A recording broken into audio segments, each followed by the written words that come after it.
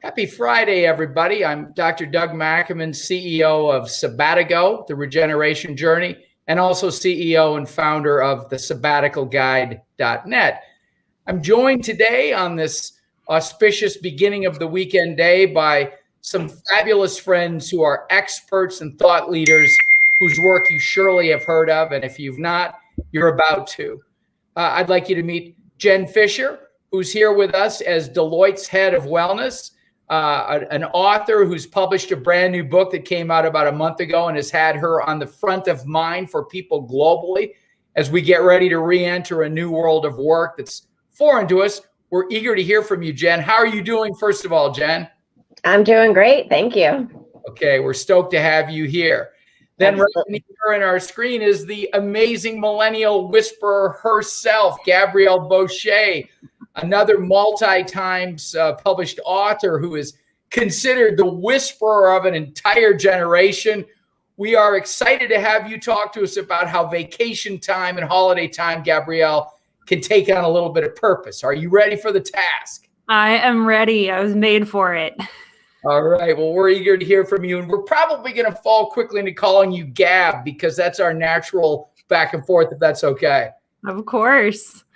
Cool. And then we've got the amazing and wonderful Ruchika Sikri joining too, who's CEO and co-founder of Mandalay Ventures and left Google as recently as this last spring after about 14 years in leadership development. Ruchika most recently headed up the Mindfulness program and the Wellness Learning program at Google. And we are thrilled to have you here with us, Ruchika. How are you? Doing great. I just did my meditation and yoga, so feeling on top of the world. Thank you for having me. Yeah, fantastic. We're hoping to be joined by Dr. Darren Bernal, who's PhD and professor at the University of North Carolina, Asheville, and also a practicing clinician. He, however, as great as he is at many things, was having microphone trouble. So he's kind of ducked out for a minute. We'll see if Darren can rejoin us.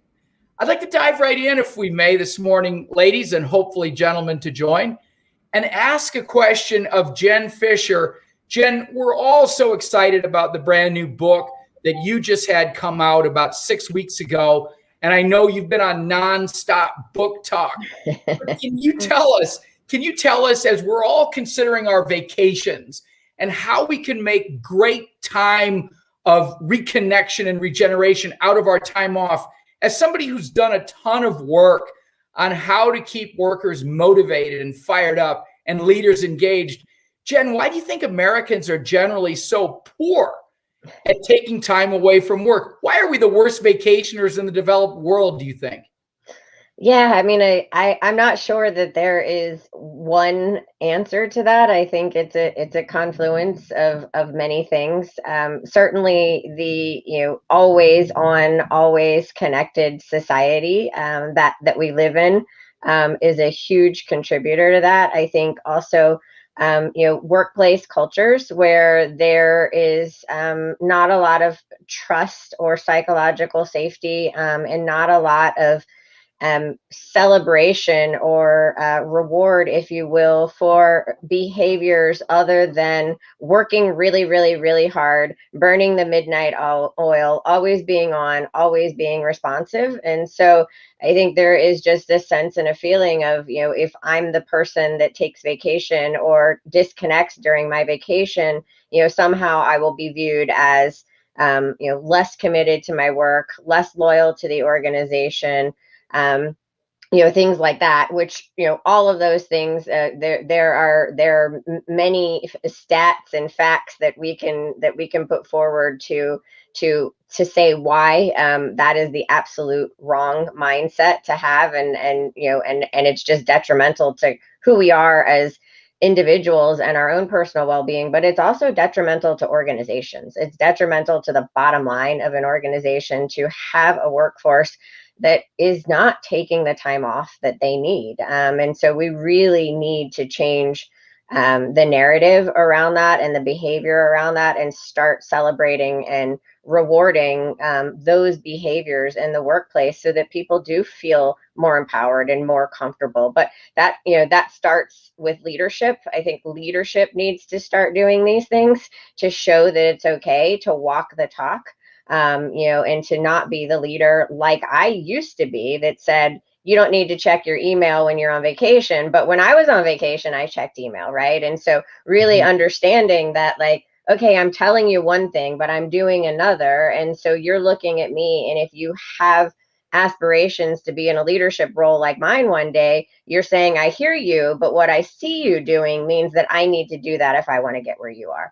And so our behaviors around taking time off and what we reward in the workplace, and then just a culture that is, always on and always connected, and the way that our technology is designed and the lack of clarity and expectation around how we use our technology has really it's kind of almost like the perfect storm of why we don't take time off. Okay, I think that's super interesting, and I'm sure that others on our panel today have thoughts on that. I'd like to cut to Gabrielle and ask a question. Back when I was in college in the 1980s, there was a hair band who reminded us all about rebellion by saying, we're not going to take it. We're not going to take it anymore.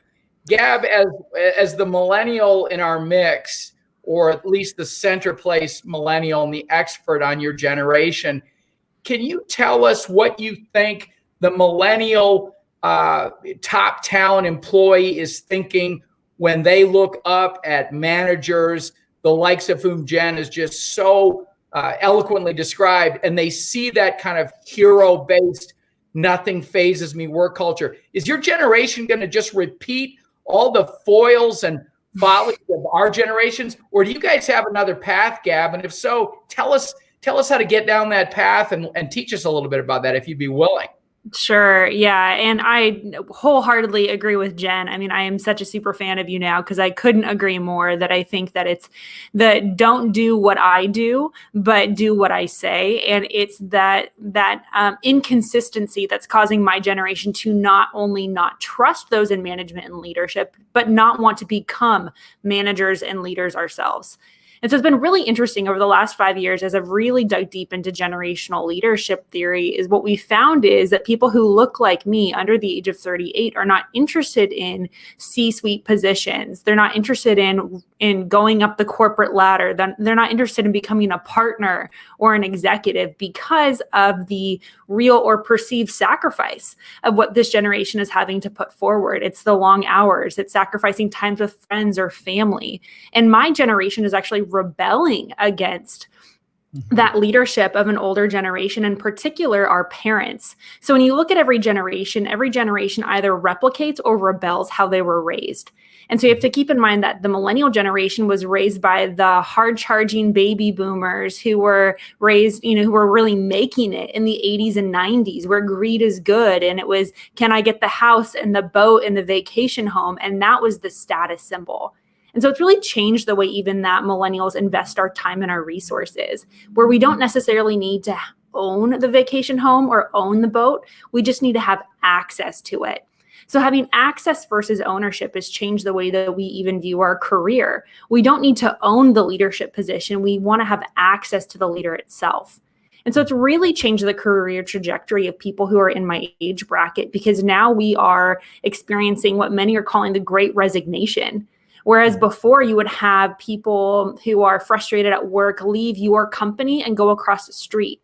That's not the case. Now, my generation is far more likely than any other generation, when they get frustrated with their employer, to not only change employers, but to change industries.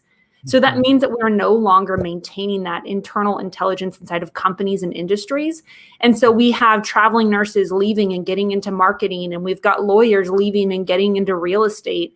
And so because of that, there's a benefit, and that there's a cross-pollination across industries, but there's also a really big detriment on the individual level, that we no longer have true experts. We have just a lot of experience. And so it's creating a new challenge for not only employers, but certainly those who are of my generation, who are really wondering, how do I create a platform to be able to live out my purpose, help other people find fulfillment, when I can't seem to be able to find a place where I find rest, find recharged, and feel like what I'm doing is making a difference? I love y'all are almost making a pitch for the Sabatigo.com proposition in every comment we're having, which, by the way, I'm fine with.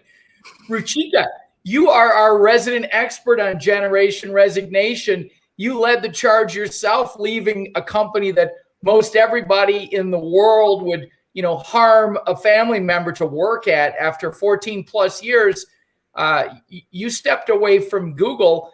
How has your journey been since that decision was made? And what about the culture of work at a unbelievably growth-oriented Silicon Valley monster, good monster mostly, but also monster like Google, might have driven you to make the decision to say, at this stage in my life, Ruchika Sikri, I am ready to leap. Can you talk us through some of your decision process and how it's been for you since you did join the greatest resignation generation? Yeah, I was thinking about it, Gabrielle, when you were talking about the resignation generation. So, Doug, thank you for starting this conversation with that. Personally, this decision has been really, really good for me, and I think good for Google as well, because I am so grateful for my time spent at Google, the people I met, the opportunities that I had, the things that I got to create and contribute to.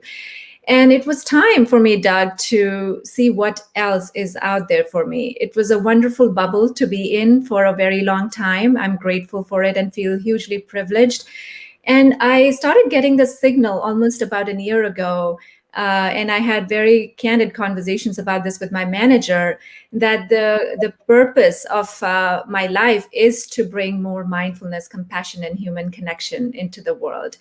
And I was able to do that at Google for, good 8 years of running well-being learning programs. And prior to that, running other HR programs.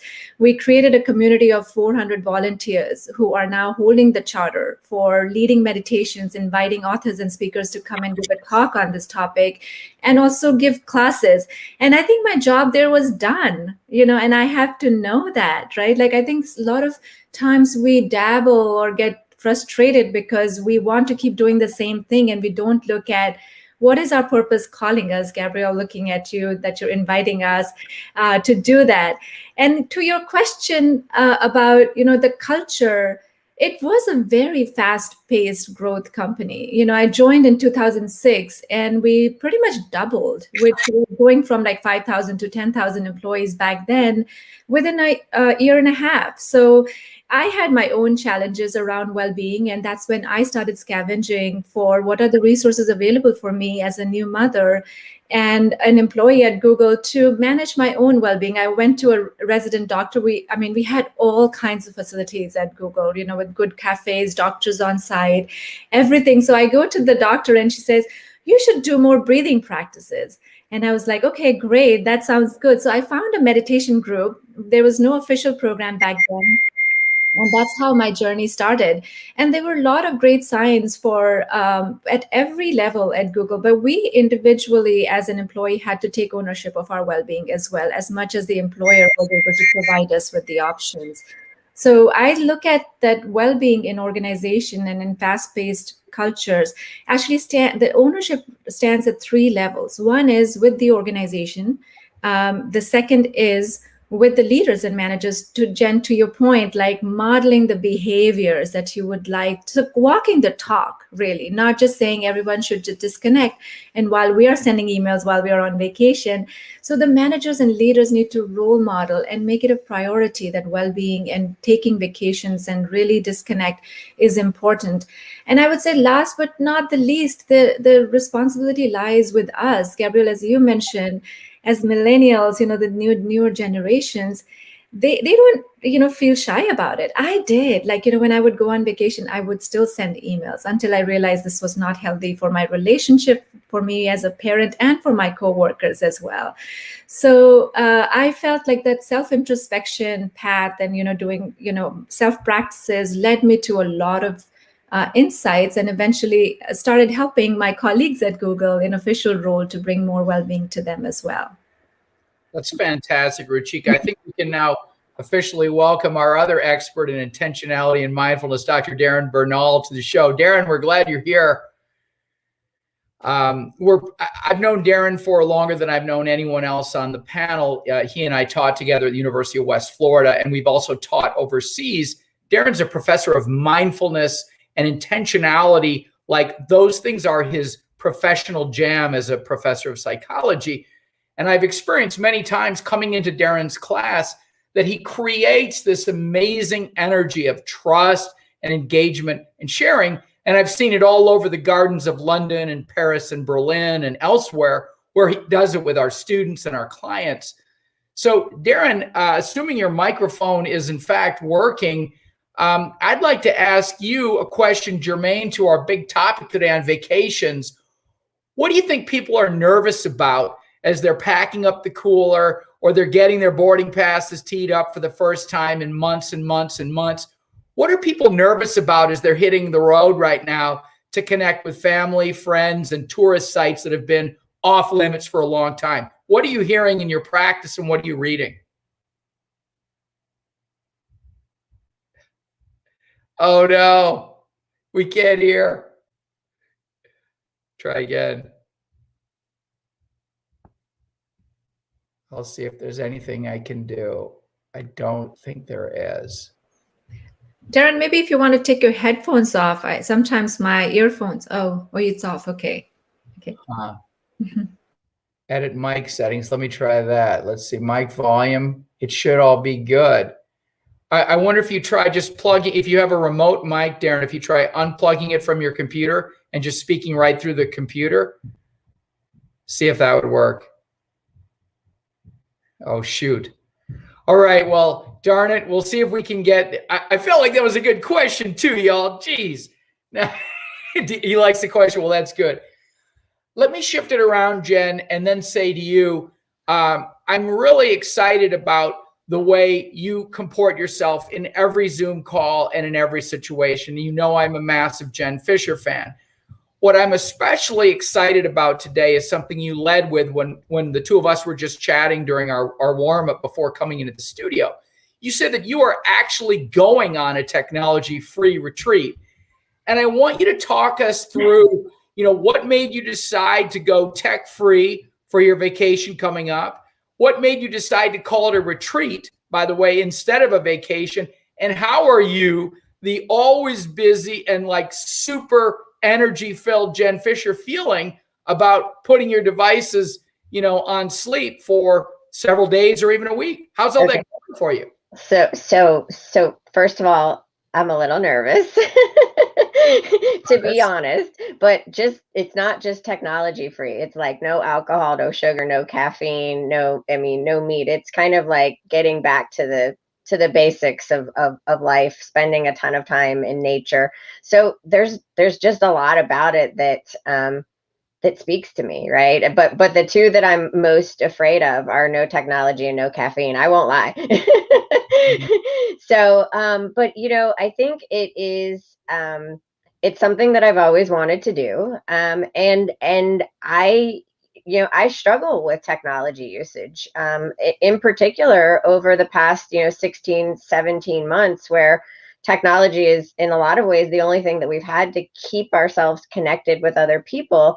But, beyond that, I have found myself using technology in ways that I know that aren't good for me, in ways that, I've just been bored. And so, the endless scroll, to cope, to kind of fill my mind and my days with stuff. Right. And so I'm aware and kind of noticing those behaviors. And so I like to challenge myself and do things that make me uncomfortable. And so this certainly, makes me uncomfortable. But I also think that, again, going back to what I said before, especially someone in my role that often talks about digital overload and digital overwhelm and needing to create appropriate boundaries between ourselves and our technology and how we use technology, and getting a lot of clarity around that, especially in the workplace. I have to walk the talk.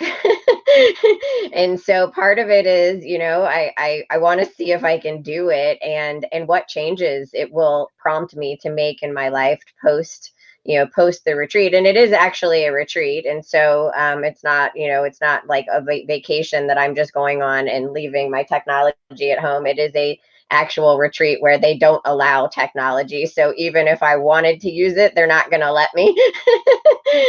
And so I probably need that extreme to kind of get me to detach from my technology. And I know that about myself. And so that scares me, but it's it's also really exciting. And I just think I'm not a technology hater at all. I mean, technology is here, it's here to stay. And I think as human beings, we have an incredible opportunity, especially, coming out of what we've learned over the past 16 months to use technology in a different way, to use technology in a way that really augments who we are as humans, as opposed to replace or compete with who we are as humans. And especially when it comes to our human connections and our relationships with one another, because I think that's the biggest impact. And we talk about this a lot in the book that we just published called Work Better Together, is the impact that technology has had on our real human need and ability to develop meaningful relationships in our life, but also in the workplace, and the impact that technology has had on that. And so, I think there's a dual purpose. Some of it is because Jen Fisher actually needs this in her life, and so I'm challenging myself personally, but also, I'm just really curious and interested and excited about kind of the downstream impacts and the changes that I'm going to make in my life coming off of doing a retreat like this, because it's something that I've never done, and I've really never challenged myself to do. I'm really excited about the language of retreat, because this is something that Ruchika and I have talked about, because she's been a part of so many kind of intentionality, mindfulness, and more recently, I think, compassion oriented and targeted retreats and sessions. And it really speaks to the heart of why I wanted to call us together, y'all, today. And that is, we all get PTO, we all get vacation time, we all have these opportunities to disconnect. And yet, as we began our session, we discussed the fact that lots of people in the C-suite or bound for the C-suite are notoriously bad at using PTO or time off in any way that models wellness for the organization. And what I think is so exciting about this retreat concept is that it gives this intentionality and this mindful element to this period of time called ours, our leisure, our vacation, that it's kind of like a baited hook historically. Vacation is like, hey, Ruchika, it's your free time. Go see your family. Go relax. Well, when we live highly structured, highly achieving, and high achievement oriented lives, to just set us on the beach and say, okay, now go. You're in your natural habitat. Do what you're supposed to do. Unfortunately, it's not our natural habitat to really own leisure. And I'm here as the only historian in the group, promise not to bore you. I'm here to tell you that history reminds us people have always been bad at leisure since the Industrial Revolution. My first book was called Doctoring on Vacation. And it's essentially about the fact that as the early bourgeoisie and middle class were getting formed in France and England and even the United States, the only way you could get these people away from making money and working was if a doctor stepped in and said, the reason you're crying all day at your desk is because you have a nervous condition. And that nervous condition is caused by how hard you're working. And they called it neurasthenia for men. They called it hysteria for women. And it became a diagnosis. And the result was, yippee-ki-yay, you get sent on a spa vacation or a mountain hike. And amazingly, that's a history from the 1850s to the First World War. Amazingly, in many respects, that's kind of where we are today. We're still at a point where we have to step up and grab the ring that says, I'm going to give something higher to my sense of like what my time off is going to be than nothing, because nothing is actually intimidating. Nothing is harder to do than follow a plan. And we kind of need a plan for our vacations. And that's what I'm here for us to take a look at. Gabrielle, when I'm looking again at you as an expert on a whole swath of folks we all love and work with every day, talk to us through this idea of like the retreat concept, or even if the Sabatigo idea, where we're looking to take top talent leaders on these incredibly intensive, bespoke journeys abroad to open their minds and to get them rested and ready to go again. How do you see that sort of concept of retreat or Sabatigo or whatever you want to say, kind of dialing in with your generation? I think so much of what we're talking about comes down to permission. I think that we don't feel that we have permission to rest and recharge, that there is either the external pressure of performance, of comparison, of appearing busy, and then there's the internal pressure of you should be doing this, and why aren't you staying busy and occupied? And just sitting and resting and recharging is something that isn't really rewarded tangibly. So it's really interesting if you ever go out to a restaurant or a beautiful view and you look around, no one is talking, no one is engaging, no one's bringing in the sights, no one's saying, oh my gosh, this is the best olive oil I've ever had. They're taking pictures of it.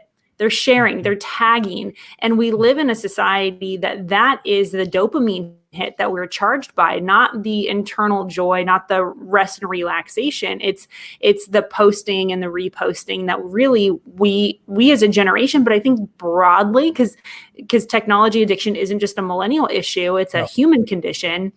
But this is a generation that swipes left and right to find partners, to find jobs, and to figure out what they want to do next. So I think that what is so powerful about the retreat is that mindset of I have permission to now go into this next season.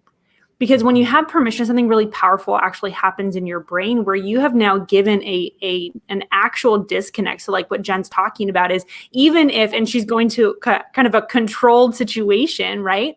And Doug, I know you just came back from going around and relaxing with your family and your Airstream, very millennial of you, and going and exploring. And what is so powerful about that is when you give yourself permission, you now no longer have that voice in the back of your head, or at least you quell its power over you, because you now say, I'm intentionally stepping into this new season. And when you change your physical location, you change your mental location. And so you may have a problem that you're trying to solve on your own. You're trying to figure out what you want to do next in your career, trying to repair a relationship. You're trying to think about that next book idea, and you can't seem to do it because you're working with the same inputs. And we know if you have the same inputs, you're going to get the same outputs. So that's what's so powerful about what we're all talking about here on the opportunity is that we're now inviting a generation who's been hard charging, saying, I'll sleep when I'm dead. Don't worry about it. Caffeine this and doing everything I can to go. So now give themselves permission, first themselves, and then have even their employers give them permission to say, we like you better when you're rested. We actually get more out of you and enjoy being around you when you're more of yourself. And I think that's a huge challenge we have in a technology-laden society is that most people don't know who they are. They don't know what they really think about things. They don't really know how they feel about things. And I know that I'm kind of jumping into a lot of y'all's territory about mindfulness and really understanding who you are. And I'm sure, Ruchika, you have so much to speak about, especially when it comes to meditation. You just coming out of it. But that is one of the most powerful things that in my own personal journey, really resting with myself and knowing what I think about things and what I feel about things has been the most powerful personal, spiritual, entrepreneurial success, pick a topic. It all started with me really resetting and understanding who I am and what do I want. Mm-hmm. Mm-hmm. Super eloquent, everybody, by the way. This is totally powerful feeling for me. And I just had to sort of break the fourth wall and say, I'm loving this totally. Darren, do we have your mic working? It works in the back room. Is it working? Well, you're here. You'll never walk alone, Darren, my fellow fan. Hey, Darren, Gab is really bringing up some issues. If I could just follow up on the point she's raising, this concept of permission. Man, this sounds like stuff that I've heard Ruchika talk about regarding self-compassion and about intentionality. And it definitely is playing a chord I've heard you hit before with students and others. Why is it when it comes to like experiencing our own leisure, it's our property, we own it, it's ours, we earn it. Why is it that I'm sure Gabrielle is so danged right that we fail in general? And I also think there's probably a gender issue here too, where women in particular can hold themselves to a standard. People of color have potentially the same kinds of extra issues where they have to work like double and triple hard. Why do we have a hard time giving permission to ourselves, if you agree that Gabrielle's right, like I do. Absolutely. I was sitting here having these feelings about mic problems, and I thought Gabrielle can say it all for me. We're so attuned, and a similar message about technology and disconnection and so on. So, Doug, I don't think you need me to explain the culture that we live in and the work culture that we live in specifically, which is why we need permission. But the expectation is that we are working, we are connected, and I believe that leads to a little bit of a disconnection from ourselves without specific intention. So when I was on earlier, you had asked me about what type of fears are coming up for people, what type of anxiety is coming up.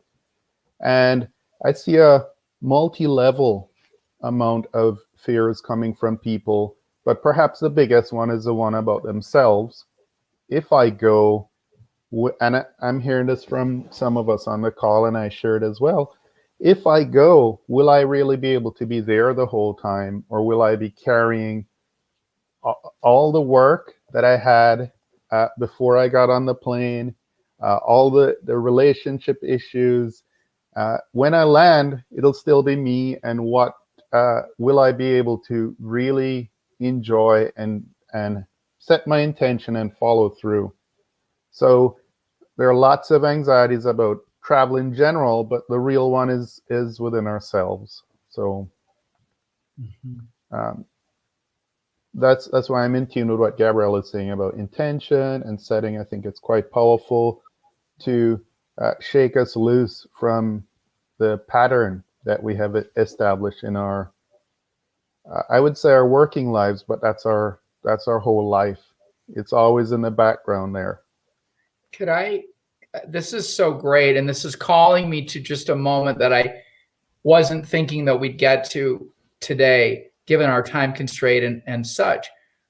But, I've mentioned a few times, Ruchika, you've taught me so many things over the last number of months as we've been developing Sabatigo together, along with these other fabulous disruptors, about the concept of self-compassion.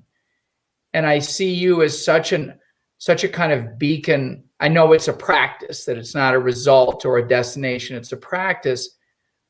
But can you talk us through how we can be compassionate toward ourselves, Ruchika, even when it comes to something like how we're going to spend our leisure time? We don't want our vacation or our retreat or Sabatigo or anything that's about like our creative use of time. We don't want this to become another way in which, or another vehicle for us to beat up on ourselves about. We want to understand that some vacations are going to be better and more meaningful and more connective than others, and some are going to feel like disasters you come home exhausted from. Talk us through some points of compassion as you practice it toward yourself and you work with others on self-compassion that can help us realize we can fail at vacation and still be great people, and we'll get it next time in a different way. Can you talk us through some of that, Ruchika? Yes, I think self-compassion is the key to getting up again on anything, like failing our vacation, projects, relationships. Really, you have to nurture and fill the container through which you're going to serve again first, right? That's the step one. And what it's just in the meta context, Darren, what you shared, and Gabrielle and Jen, about technology and everything, I just wanted to share that there is this like very heightened sense of standard that has been built for everybody in the society, and that we are becoming a very individualistic society as well. On social media, everywhere, even if we don't want to come across that way, it just feels so much immense pressure on, hey, Ruchika, now you're the mindfulness and compassion expert, so everything you say on any public forum needs to be like 100%, if not 150% accurate and helpful. And, I feel like I do better if I can just drop that expectation for myself and have self-compassion. I feel then I become a human being, and I speak from that vantage point rather than like an expert on something, right? Because it all began for me as that. And I also wanted to point out, Darren, from what you were sharing, there's this concept of FOMO. Has everyone, yeah, it's like fear of missing out. I think that is such a big obstacle in all of our path to own the leisure time that we were talking about, to own or be okay with failing and not keeping up with everything. Interestingly, we did a research at Google. Some of my colleagues did a research at Google, and they called it JOMO, which is the opposite of FOMO, which is joy of missing out. FOMO is fear of missing out, and JOMO is joy of missing out. But what can happen if I miss out something? What is that internal joy I'm creating? And when I look at like vacation, I look at it, everybody has this one concept, including me. Sometimes when I look at vacation, I feel like, oh, it's the 15-day trip we're going to take to go to Europe or somewhere travel, now that we have the means to do it. That is the vacation. But as I'm reflecting on this conversation, what's coming up for me is there are 3 types of vacations we can take. And number 1 is a vacation we can take from all of the stress and the noise every day.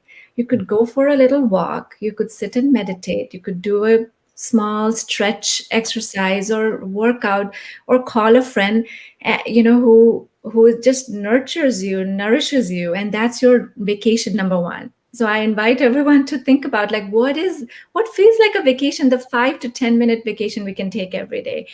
And the retreat, Jen, the one that you're taking, the retreat is an awesome vacation for yourself. Even if it's a 1-day retreat, you can make it for yourself at home. A lot of retreats are happening online now.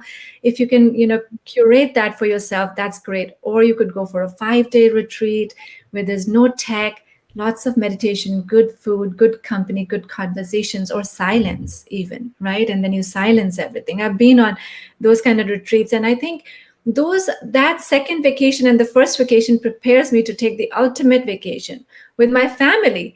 When we go and, as 4 of us go on a vacation, and then we meet other friends or other family members, and I don't have this expectation, oh, I need to now also rest, and all of this chaos getting caused because my kids are having a meltdown, or the dinner is like taking an hour or 2 to get to our table. All of those expectations drop, and I can show up better to, contain that. And honestly, just really going back to your original question, it really starts, the number 1 thing is self-compassion. We know we have finite amount of time, energy, and limits. If we can just recognize that, then we have to invite self-compassion in our everyday life, in our vacation time, in our retreat time, to then enable us to serve better, to give better to others, and to, so that's what I would say to that. I don't know if that was helpful. Yeah, I think it is really helpful. Yeah. I'd like to kind of pivot a bit, if we could, in our discussion from the more theoretical conversations we've been having to looking at some more practical kinds of points and tips that can be more specifically directed toward actionable things that folks who listen to this podcast can, put into play as they plan and execute their own vacations or retreats. I think you're totally right, by the way, Ruchika. You're really hitting on with the idea of 3 different kinds of holidays. There may be 4, there may be 5, depending on how you splice and dice it. But Sabatigo disruptor, Dr. Max Frenzel, he's known by several of us, at least a few of us, is really a powerful and unique thinker. And Max and his co-founder of the business called Time Off have a book by the same title. And one of the great things that Max and John do in that piece speaks to the first caliber or kind of vacation that Ruchika mentioned. What do you do for just the tiny at home in your own town, in your own space, kind of micro vacation? And Max walks you through all kinds of ways to just discover your own neighborhood, discover the houses around your house. Take an eye and open it to, the old person who walks their dog every day in the same path. You ignore that person most days because you're checking your messages. Well, don't do that.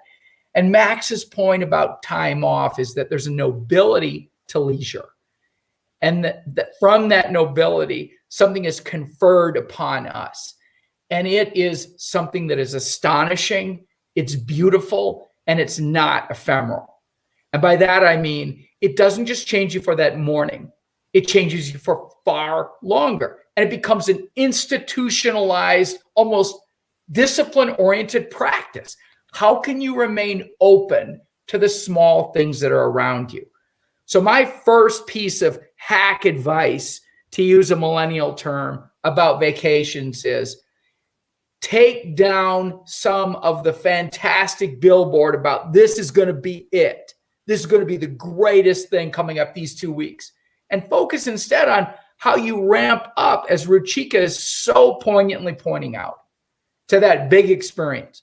The more you ramp up by envisioning how success will look for you and feel for you on that bigger trip, by modeling it in small ways while you're at home. Can you connect with people who live in your neighborhood or your building or your street or at the park? If you can, even in just a micro encounter way, you're going to increase your odds of achieving the connective and communal gains you're hoping for with family and friends as you go off on that bigger vacation. So I think Max Frenzel is right on the money. And then another hack I'd lay out, in addition to, practice some vacation vibe and some nobility around leisure in your daily life as you get ready for your big vacation, is to also just think realistically about the things that you've missed in terms of the connections you've not had face-to-face, arms around, hugging, holding that niece, holding that nephew, and being open to all kinds of things that come when you regain energy and engagement with family and friends, including, by the way, one of the most fantastic things a person can ever experience, even with great friends and family, boredom. Just having time to fill, having time to define, having time to daydream. I've asked Darren and I've asked my friends who are psychology PhDs many times, what happens when the human being stares? You know that feeling? It's very pleasant. It's peculiar to see socially because mostly we can't trust the world around us enough to allow ourselves to gain that moment. But if you think about that moment of just staring, it looks vacant and almost slack-jawed when people see someone doing it. But how does it feel inside? It feels like restorative. It feels like you're getting a touch of forever somehow in that view of nothing. So another hack I would say is to just think about how you can envision and imagine success looking and feeling and sounding as you go out to reconnect with family and friends. And the more, it's like a golf shot. The more you envision that ball going down the fairway and working, realizing that actually I'm not a good golfer, so I've got to envision all kinds of scenarios helping me out. But I'm better at communicating, and I'm better at asking for what I need, and I'm better at trying to listen to what other people need than I used to be. And you know what that makes me think? Friends, Ruchika and the rest of you all are right.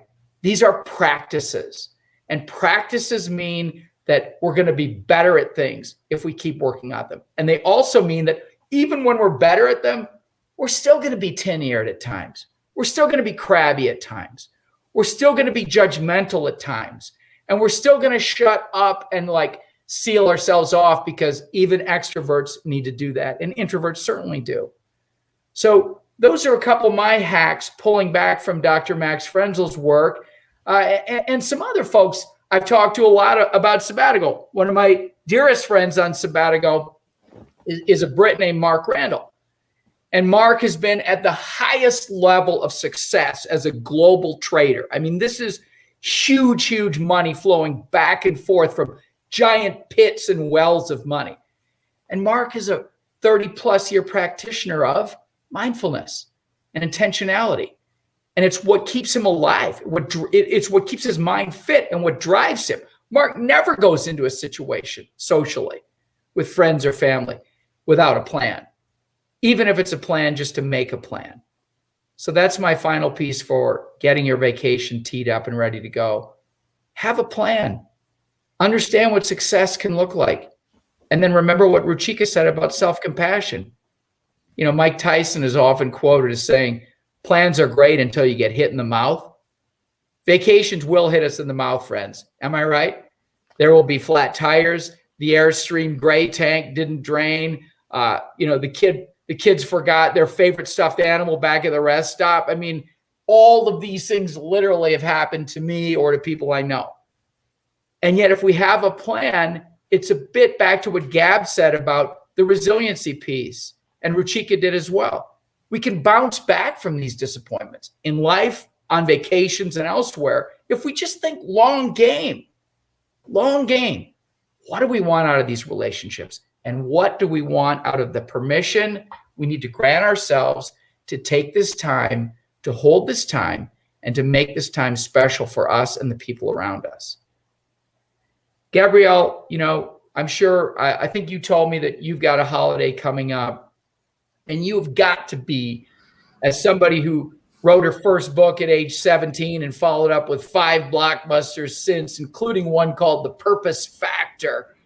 I doubt you go willy-nilly with your husband or your friends into a vacation without giving it some thought. Talk us through some of the practical things that you help set yourself up for success by doing when you're thinking about something like leisure time or your vacation coming up this summer. Yeah. It's so funny. We love vacation. It's something that my husband and I come together and we choose every other year. He gets to choose a location. I get to choose a location because we vacation very differently. So his idea of vacation is like turning over every 15 minutes. And I get sunburned when I think about the sun. So we have very different ideas. Like I've got the little umbrella over me and then he's getting all nice toned and tan. So we come into it really differently, but every other year we do a friend's vacation. And so that's what we're doing this year, where we come together and half of our time is with friends because that really feeds my soul.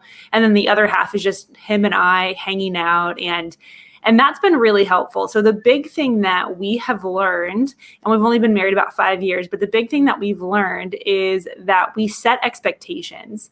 And so we come into it, and whether it's the big expectations of what do you want this vacation to look like? Is this a rest and relaxation? Like after we finished our last book, The Purpose Factor, in February, we were zombies. We went to an all-inclusive. We were like, our expectation is that we're not cooking, we're not cleaning, we're not thinking about anything. Like someone needs to put food in my mouth. I'm so tired, right? So our expectation was, this is just like rest and recharge completely, no adventures, nothing. But then this next vacation is with friends. And so we're going and exploring. And so there's a bit more planning that needs to take place. And so even something as talking about the big expectation of what is this rest and relaxation going to look like versus the small expectations of who's going to choose the restaurant, who's going to decide what we do, what days are we going to be doing, fun adventures, and what days are we just going to be lounging by the pool and doing nothing. And just clearly articulating what expectations are has been one of the most powerful things that's helped our marriage and our relationships, because one of the biggest things that leads to bitterness is unmet or uncommunicated expectations. And so having that expectation for yourself of, hey, in this time, I'm not going to work on my book. I'm not going to work on my business plan. I'm not going to read those books, because we've all done it where we've gone on vacation and we brought this stack of books like we're somehow going to be productive and you do nothing with them. At least that's just me.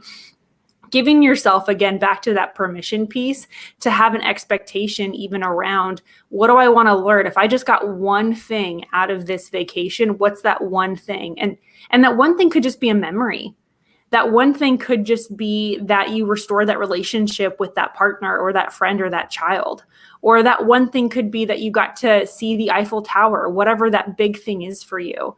But being able to focus on the one thing rather than the millions of things that you usually can't control has really brought a lot of joy to the experiences that we create and the experiences that we let and allow to happen to us.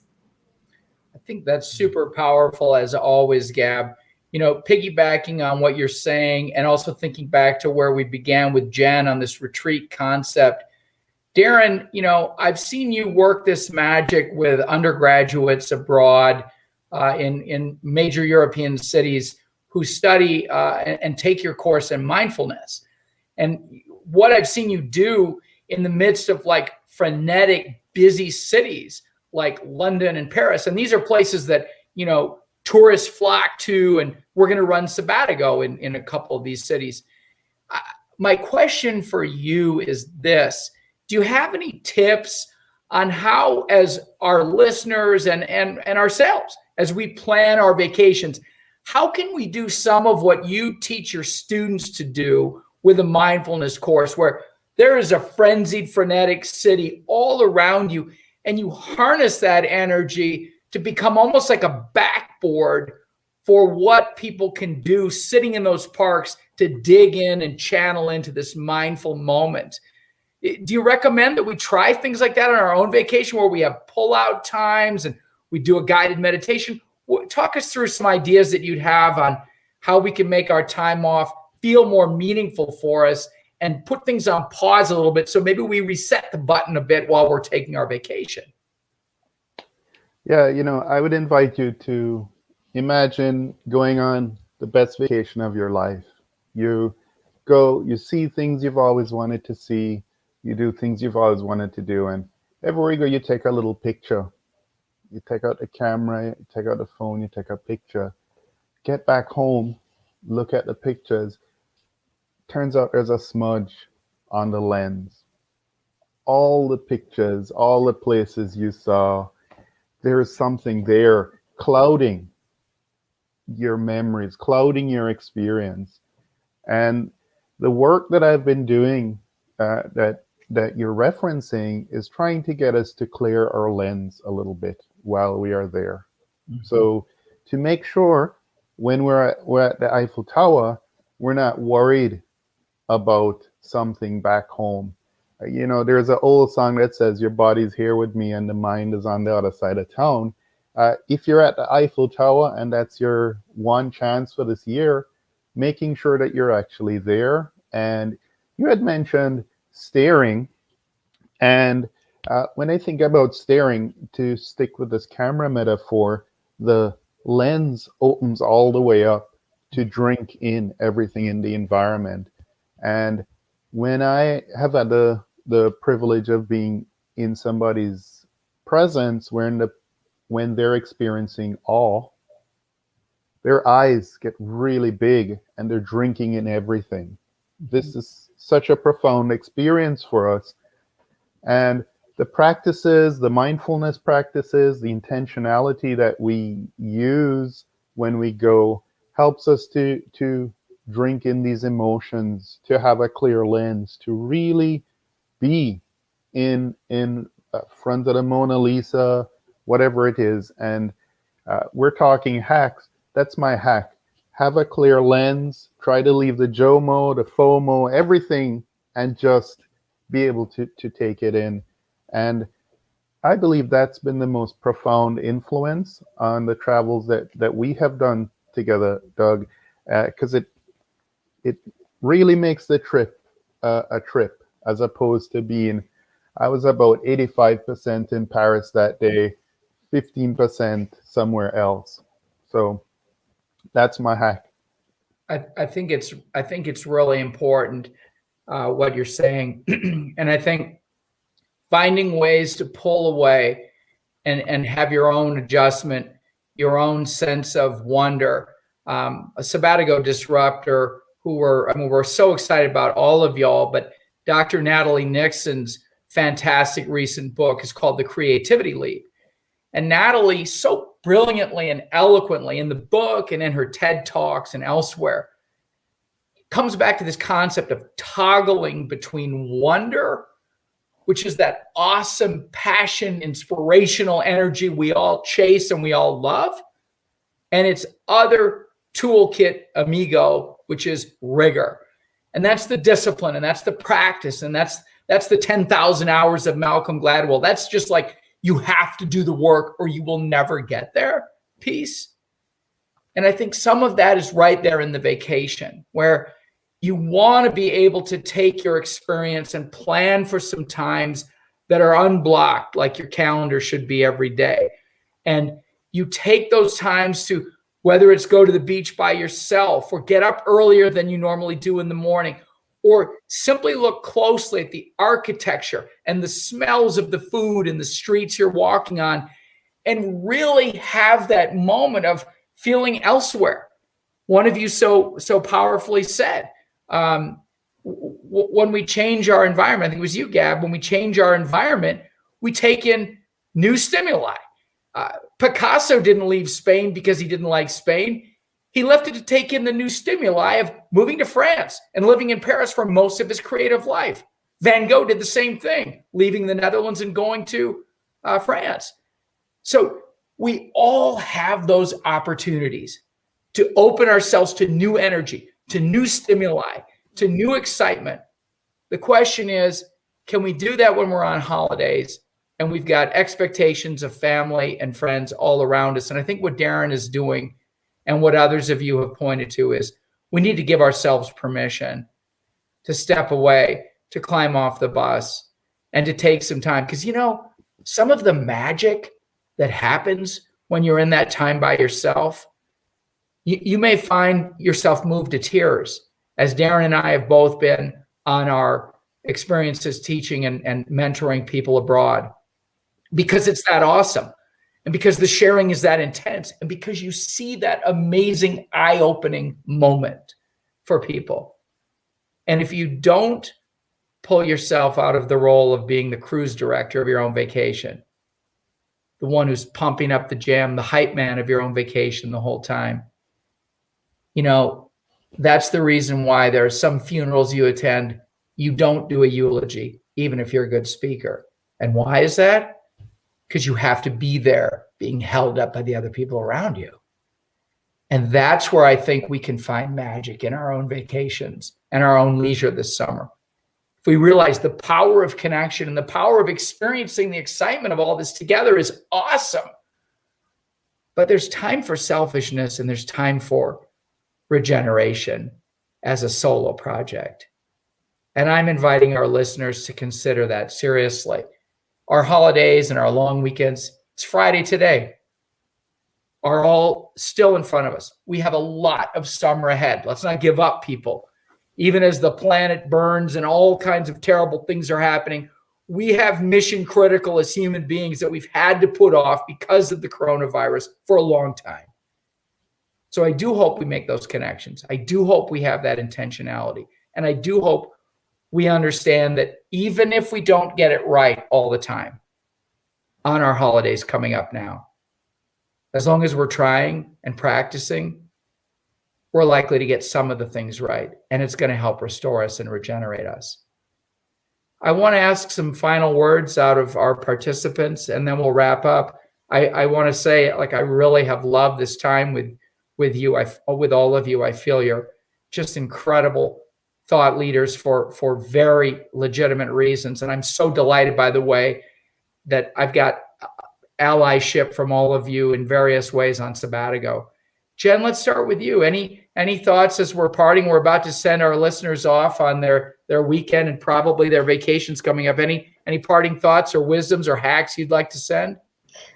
Yeah, I mean, gosh, there was so much that was said, but I think taking time off in any format is self-care, and we owe that to ourselves. And the marketing gurus of the world, God love them, have convinced us that self-care is only for times when we're exhausted, or perhaps on Sunday, or perhaps on Wednesday when we drink wine. But really, it is something that we do every single day. And taking time off in large and small ways is just one component of that, and we owe it to ourselves and to everyone and everything we care about to make sure that we're doing that. Thanks. Gab, how about you? Yeah, there's something that we write about in our book, The Purpose Factor, called the oxygen mask principle, which is really a powerful concept of putting the oxygen mask on yourself first. And you are no more noble or valuable or respected if you put everyone else first in front of yourself, because you're not going to be around to be able to help other people. And so I think it's reversing the psychology around what is selfish, and it truly is selfless to take care of yourself, so that way you can go ahead and take care of others. Super, super well said by both of you. Ruchika? Yeah, I would say my invitation to all our listeners is that remember, we all have limited heartbeats and breaths and days on this planet. And, you get to fill the pie of your life with what you want to do.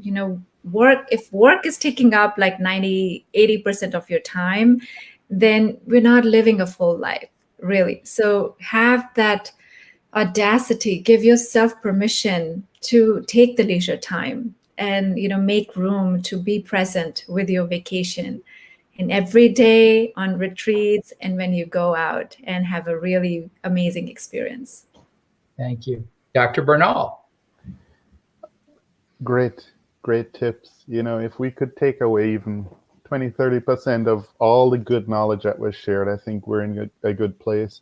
I would add, there's a place that we could vacation more that will put us in a good position to enjoy other people, enjoy our relationships and vacations. And that place is our own body. Just to take a few moments to sit back and to feel your weight on the chair. Maybe your body has changed in the last 18 months a little bit, just to experience a vacation there. And when you visit your body, ground yourself there, the lens you look at your surroundings, whether you're in your home, on vacation, getting started, becomes a little bit more clear to have that rich experience. So thanks. Thank you so much. We're so glad that people could join us today. I want to thank the participants in this panel. I've heard a lot of podcasts, and some of y'all participated in perhaps hundreds of these. But I felt that we've established something that's been really communal and effective and powerful. And all big ups to you wonderful friends and participants. Jen, I don't know if you can tell, but we want you as a Sabatigo disruptor. The rest of us are all on board. And imagine all of us for 2 weeks with bistro tables, with incredible flowers, with the cities of Paris and Berlin. And imagine the kinds of things we can accomplish with the Sabatigo travelers who take the leap with us and do the 2-week journey. All I can say is this has my appetite completely fired up for that opportunity for all of us this November. And I want to thank you, my dear friends, all of you from the bottom of my heart for taking this time today. And I hope we've been able to help those who've listened think with a little bit more clarity and maybe some mindful intentionality about the holidays that they've got coming up. I want to say, again, thanks to everyone for taking the time to give us a listen today. And to my dear friends, everyone, happy holidays and enjoy a wonderful weekend. Cheers.